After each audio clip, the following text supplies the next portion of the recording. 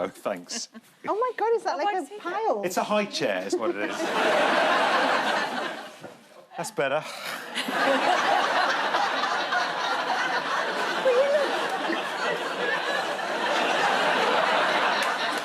We're on a seesaw.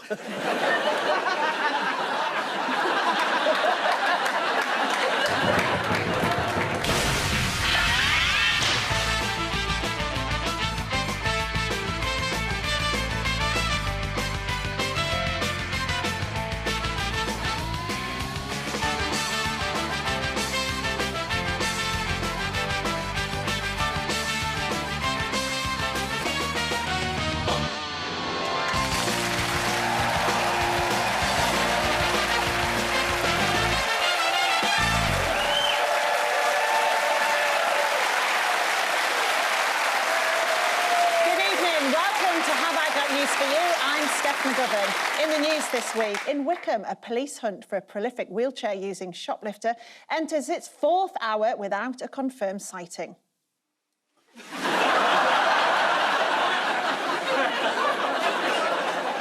Home movie footage reveals a key moment in the intellectual life of a young J.D. Vance.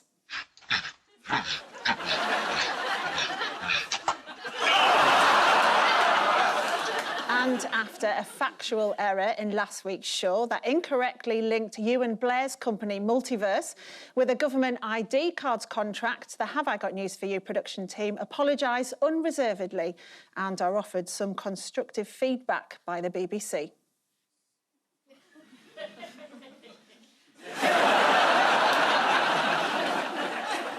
On Ian's team tonight is a political commentator who, in 2018, served as a special advisor to the Conservative government, overseeing strategy and communications. They had a strategy. Not much of one. Please welcome Salma Shah. On Paul's team tonight is an actor and comedian who went to Cambridge but wasn't in the footlights. It's nice to hear about someone defying the odds. Please welcome Stephen Mangan. We begin with the bigger news stories of the week. Ian and Salma, here's yours. That's the former leader of the Tory party. Dear leader, dear leader. Oh, a white face. Oh, blink twice if you're OK. That's a cheering scene, isn't it? It's a full house. Oh. She's back. This is the Tory conference, and I believe you were there. I was, yes, I was there. So, just you then? I feel that actually it was quite a good conference because... Do you? It was very, very bijou, you know, very elite. It didn't really have that mass sort of movement factor that it had before. Setting in a cupboard helps. Yeah. Yeah, no, I preferred it. Much smaller. So was it as empty as it looked?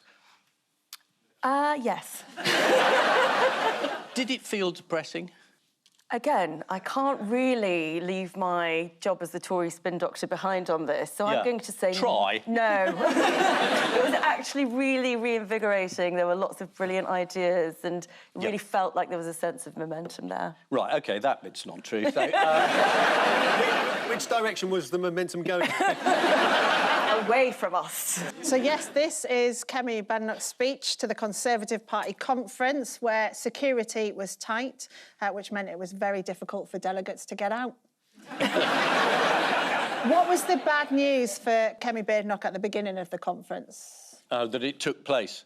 No, what was really good news, the chocolate bar. Yeah, it's a chocolate bar. No, let's not talk about the chocolate bar. The chocolate bar is incredibly funny. What's funny about the chocolate bar, don't you? Kemi Badenoch appeared with a chocolate bar, which was meant to be a gimmick. Yeah. And the chocolate bar had a slogan on it, including the word Britain. Should we have a look at it? Let's have a look at it. So when Labour negotiates, Britain loses. This woman wants to be Prime Minister of Britain and she can't spell it. What a bunch of canuts. I once bought a bar of Cadbury's Hairy Milk. Which wasn't what I was expecting. She didn't write that out and print that out, did she? No, So do you think she doesn't read anything that's printed and put in front of her? perhaps, but as is tradition, I think, as all politicians inevitably do, it's much easier just to blame the advisors or the backroom boys. So I think I'm going to take that line and go with, wasn't her fault. Right. You're still looking for work, aren't you? Yeah. What was Kemi's big claim at the start of the conference? Do you mean stamp duty, or was that the end that of was the the end of it. That was the end of it. God, have we got the whole conference to get through? Did... It's a bit of a PN in the arse, isn't it? According to the Mail, she promised to deport 750,000 illegal immigrants in 5 years. And she's promised to form the removals force, who are basically like Pickfords, but just not as rough. They're going to be modelled on the US government's ICE agency. Do you know about them? They turn up in mass. They do, grabbing people out of parks and stuff. Do you want to see a man on his bike in Chicago taunting them? Oh, yes, I saw this. This is very good. Yeah, absolutely. Hey, I'm not a US citizen. Come on! Come on, come on! Yes! Come on, yes!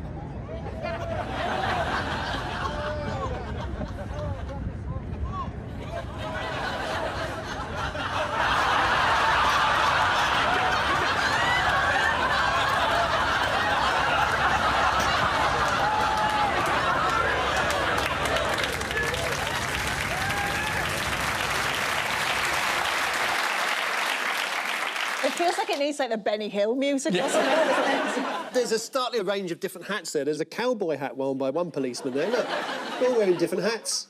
It's like Barbie, you get cowboy ice. Yeah. How did Robert Jenrick show his loyalty to his leader? By attempting to stab her in the back. God, I missed that bit. He hogged all the headlines at the start of the conference with his crowd-pleasing speech in which he gave a shout-out to some of his mates. Let's have a look. So if you're watching, hello to my friends at Greggs, at Peterborough North Services. You might see me later this week. He hasn't eaten anything from Greggs. Look at him. He might be working there. He's got all thin. He used to be vast, sort of Mr. Blobby. And then he went on Ozempic. I'm not making this up, am I? No, you're not. Who's had the most work done of all MPs? I don't think they have work done. Really? Yeah. And certainly the sentence MP and work done doesn't really... But they're all on the pen. Is that what we call it? Oh, yeah, we're all on it's the the pen pen. now, yeah. Yeah? Yeah. Farage, he's on the Le Pen. Very good. Yeah. So you don't think he's had a Greggs? Have you ever had a Greggs, Ian? Yeah, I love Greggs me. Go on, what's your favourite? My favourite is the caviar and beanie roll. Otherwise known as a steak bake. The speech was packed full of quips and prop gags, so why was Robert Jenrick waving a judge's wig about? Well, Robert Jenrick's not very keen on judges, particularly the ones who suggest that it was unlawful for him to take a donation from a Tory donor and then rush through a planning application. I just mentioned that. Because it seemed amusing. Yeah, it led him on to the policy promise that the Conservatives would get rid of activist judges and in future they would only be appointed by the Lord Chancellor. Many people have obviously warned of the risks curbing the independence of the judiciary, especially when you consider that not so long ago the Lord Chancellor was Dominic Raab. But we can only say his name once in case we might summon him up. How else did Jenrick steal the headlines? I was talking about his visit to Birmingham, was it? Handsworth. Handsworth, yes, and said he didn't see a single white face. Yeah, correct. I love the fact that he hadn't spotted that his leader of the party, he could have had a look at her. I think that if he'd pointed out that the leader of the party also doesn't have a white face, it may have sort of, for him at least, reiterated the point that he was making. Which is? I really don't know. So I mentioned that Robert Jenrick had a few funnies in his conference speech, but he cannot hold a candle to the real gagmeister. Yeah. Shadow Home Secretary Chris Philp. Should we have a look at it? And I turned to my wife and I said, in your wildest dreams, did you ever imagine you'd be leaving a general election count with your husband having just been elected as a Member of Parliament, She turned to me and replied and said, "In my wildest dreams, you don't feature."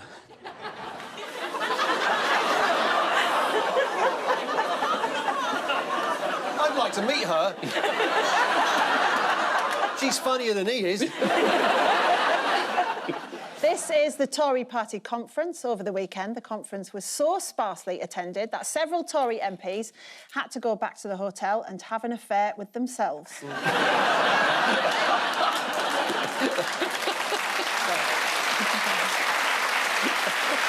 According to The Telegraph, one of the Thatcher-based attractions at the conference was a red mailbox for Maggie to answer questions from beyond the grave. Who won the cup final in 1967? Paul and Stephen, here's yours. Right. Woman screaming. People running. Swarm of ladybirds. Oh, Barry, I don't normally go this far on this first date. That's my ideal woman. What a creepy... This is a swarm of ladybirds. Oh, the ladybirds are swarming everywhere. Weather's been very warm for the summer. There's no harm. They're described as the gardener's friend. They never forget a birthday.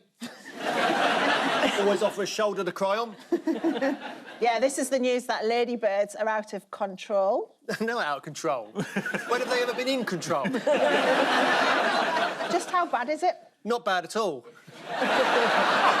They're totally benign. Yeah, totally benign. Just looking for somewhere to spend the winter. Yeah. Not according to the Mail Online. On the Mail Online? I expect they've tried to find the positive in the story. Ladybirds prove Britain is broken. Yeah. They're coming over here, hundreds of them, ladybirds. Yeah. Taking jobs from British insects. Yeah. Defend the British wasp. Yes. According to the Mail Online, huge swarm of ladybirds hits the UK. Terrified Brits are forced to hide in their cars as thousands of beetles descend on towns and cities. Have any of you been affected by this? There are quite a lot of ladybirds in Kent. Yeah. But they just sort of swarm on the windowsill. Yeah. I saw some on the outside of the window, you know, so I immediately left the house and hid in the car. And then I rang the Mail Online. Yeah. And I said, I'm hiding in my car. And I'm wearing a bikini. What do you think of that? I did actually wake up with a ladybird in my bed. I'm not surprised. Well, if you dress like a ladybird, then what do you expect?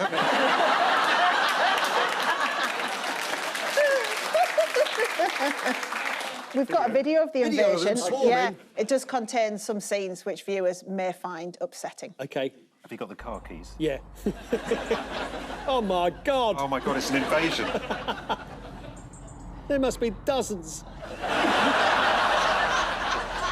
I hope there's a line we can donate to. Oh, the humanity. Yeah. It's kind of nothing a can of deodorant and a lighter wouldn't solve that well, though, isn't it? Not from Middlesbrough, aren't you? That we solve most problems, to be honest. That's called it a good night out. Yeah, it is. The scare piece I read said they give you sexually transmitted diseases. Yeah. Oh, well, you have to fuck one first. There's no clean way of saying that. What advice have ladybird experts given? Well, I've just given it. Yeah. Always wear a condom. BBC Breakfast covered the story by wheeling out ladybird expert Max Barkley, who is from the Natural History Museum.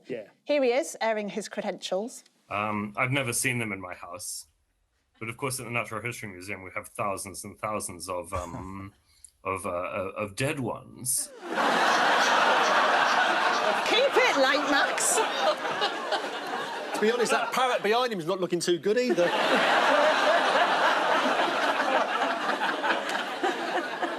This is great. This is the sort of story we should have every week. Yeah. Have you noticed I've taken an interest since this come up? Yeah, you've perked up. Tory party conference, Ladybirds, get in there. Yeah. The last time there was a ladybird invasion in the UK was in 1976, when the scorching hot summer saw temperatures hit a record 21 degrees. On the subject of irritating flying things, what has been reportedly coming out of Russia and causing problems this week? Drones. Closer to home, there was also a disturbing drone spotted at Heathrow this week.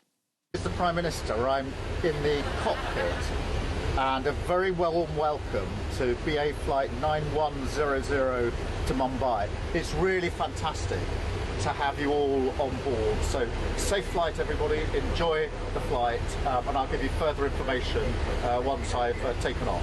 Thank you. Excellent. Fantastic. A natural. Did you say when I'm taking off? Yes. And I'll surely be coming through the cabin with some scratch cards. Did you hear the panic in the pilot's voice then as well? And he was like, did you say when I've taken off? He did look really pleased to be in the cockpit, though. I've never seen anybody, apart from children, being that excited. But you can't fly up there anymore, can you? When I was young, you used to be able to go up and sit in the cabin. Next to the Wright brothers. Yeah.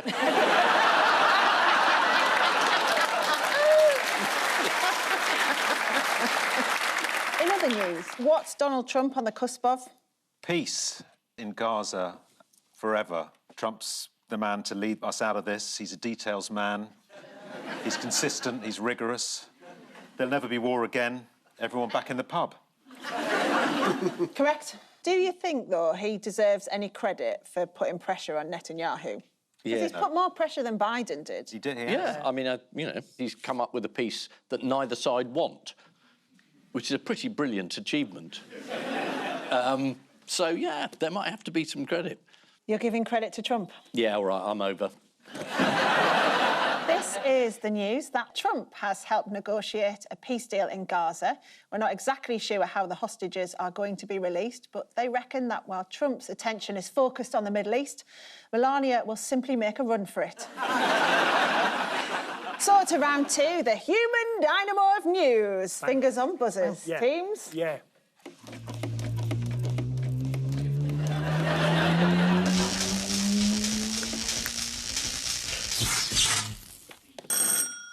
Yes, I read this. This is about couples who have a swag difference. And what's swag? Swag, it's a term, it means that one part of the couple puts a lot of care into their appearance and the other wears a bathrobe. Correct. On social media, it's been dubbed the swag gap. The swag gap. Sorry, how stupid of me. According to one person on TikTok, you can't date or be friends if there's a swag gap because they'll end up being jealous and try to become you. And this is according to one person on TikTok. Well, thank goodness we've got some experts here. Cosmopolitan magazine have got stuff to say on this as well. Yeah. They've warned that not even your own swag is safe from the black hole of a swagless partner's swaglessness. Sometimes I feel journalism may have ended. I mean, this picture here does bring home to me. I mean, Suki, my wife, she's more likely to wear the blue dressing gown, whereas me, I'm walking up and down a Tottenham Court Road. Yeah. I know, you have seen me. You. Yeah, I have, yeah. I go outside the casino looking for lucky winners. Yeah. Looking for some company, dearie. One couple really sum up the swag gap. Who are they? Oh, God. Boris Johnson is famously a scruffy dresser. And many of his wives haven't been. Yes. It's Hailey and Justin Bieber. It's who? Do you have pictures that back up this allegation? I do. Here's the swag. Yes. And here's the gap.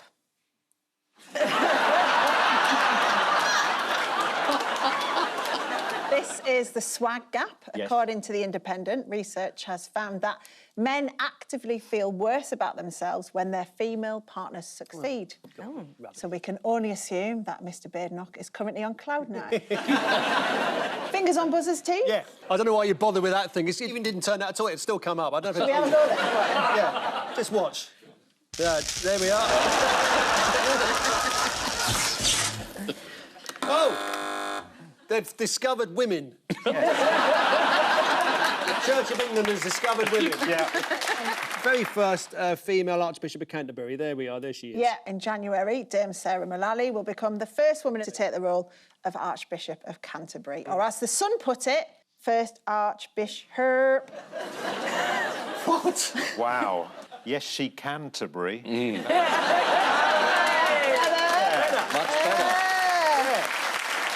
What advice did the Telegraph's William Sitwell give Dame Sarah about her new job? Don't take any notice of me. He wrote the Archbishop would be wise to embrace the classic British dual carriageway of tradition and fudge. What roads is he driving on? What surprising fact was revealed about Sarah Mullally last week? Was she centre forward for Derby County during their promotion season? Yes! Yeah. Was she the zebra on The Masked Singer? Tory peer Ed Vasey announced to listeners on his Times radio show that the new Archbishop was Bernard Manning's niece. What? Before having to admit that wasn't true, and he just read it on Wikipedia. This is the appointment of the very first female Archbishop of Canterbury. Meanwhile, a church in London is offering blessings to people's pets. Here are 3 dogs in the church. Although this pet had to be escorted out after trying to get one woman to eat an apple.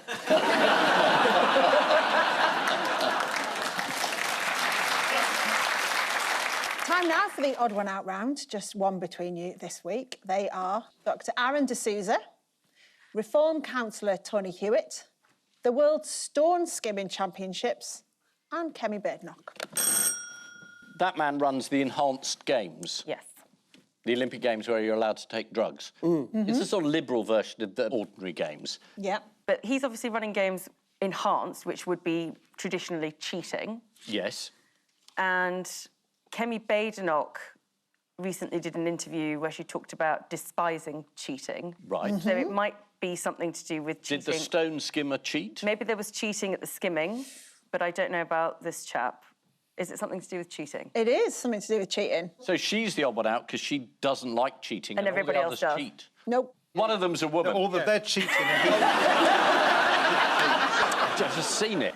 And the guy on the top right has never Tony. cheated in his life, and he's the odd one out. And he's great. Yeah. No. I've just seen the flowers. This is the Reform councillor who everyone was writing about because he's resigned. He resigned. Over a flower To do contest. with the A flowers. flower contest. Shall I just tell you the answer? Give us the answer on a suicide pill, will you? They've all prevented cheating, apart from Dr. Aaron D'Souza, who's encouraging cheating. Okay. So he's the founder of Enhanced Games, which are Right. taking place in Las Vegas next year. D'Souza has said the aim of the event is to create superhumanity. Yeah, I'd like to enter the 100 metres and I'll have a motorbike. So what does Kemi Badenoch do to cheaters? She calls them out. She's a cheating avenger. Well, she admitted in an interview over the summer that when she was at school, she'd routinely snitch on her classmates for cheating. Here's what she said. I wasn't just the SWAT in the class. I was the person who would say that person is copying notes from the other person. I was the tattletale in the class, like getting people into trouble. Because even then I hated cheating. I remember there was this extraordinary day. I was in, I must have been about 14 or 15. And I said, he's cheating. I stood up in the middle of the exam and I stood up and said, he's cheating. He's the one that's doing it. And that boy ended up getting expelled. And I didn't get praised for it.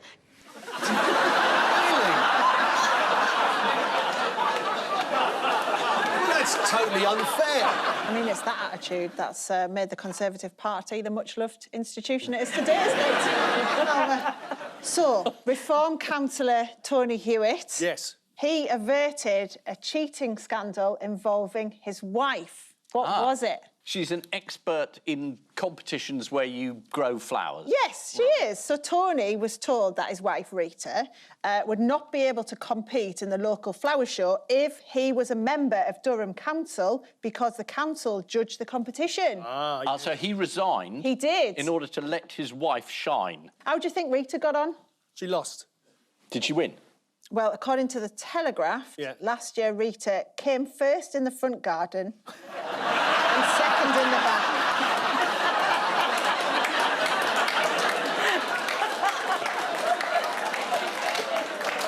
Do you want to know how she did this year? She came third. She did. She did. Do you want to see Rita's front garden? We've come all this way. Yeah, might as well. Has it got a rosette on it? Here we go. That's a good scarecrow, isn't it? The World Stone Skimming Championships took place in Scotland recently. Some of the stones being used were found to be suspiciously circular, leading to claims that some competitors had been doctoring their feathers. Is the guy in the hut Yeah. having a poo. What, is he making the stones? Is that what you're saying? Well, I don't know what he's doing. Yeah. He's producing pebbles. Yeah.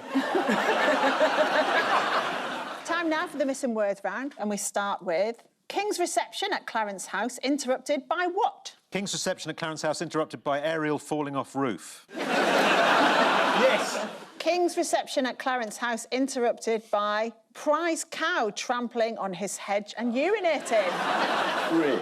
And that's while it was getting an OBE. Here is the cow in question. He's pissed on my hedge. Next, woman seeking husband resorts to what? Contacting the dead. Moving to Sheffield. Saying, is there a husband in the building? Not far off. Oh! Woman seeking husband resorts to advertising herself on motorway billboards. Wow. All right, Yeah. yeah, that's a good idea. This is Lisa Catalano, who rented a dozen billboards along the Highway 101 in California, and she put this on each of them. According to her website, Lisa's hobbies include picking up trash in her neighbourhood. Well, she's found a novel way to do that, hasn't she? Finally, Michael Gove thinks that if he were a type of food, he'd most likely be what? I know this one. Michael Gove thinks if you were a type of food, you'd most likely be a pudding, thick and rich. Michael Gove thinks that if he were a type of food, he'd most likely be a cucumber. Oh. Yeah. All right, Michael. We get the picture, mate. Do you want to see how the Daily Star have illustrated this? Yes. Yeah. God. So the final scores are Ian and Salma have 4, Paul and Stephen have 5.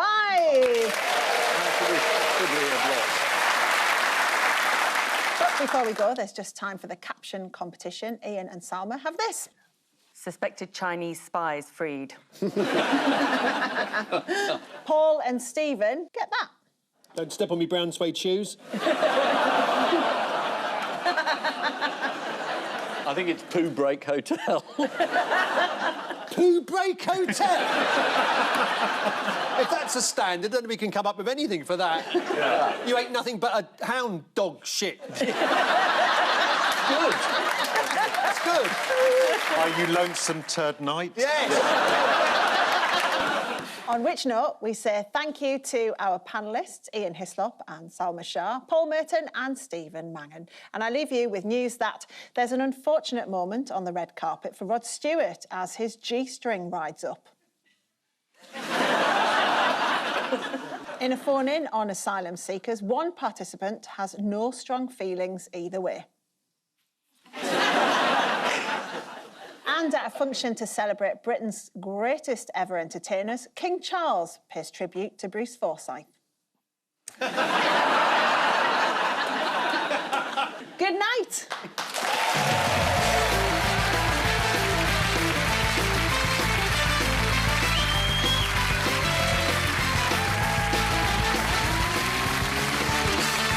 How are you? Alan Partridge wants to know if talking is the key to better mental health next on BBC One.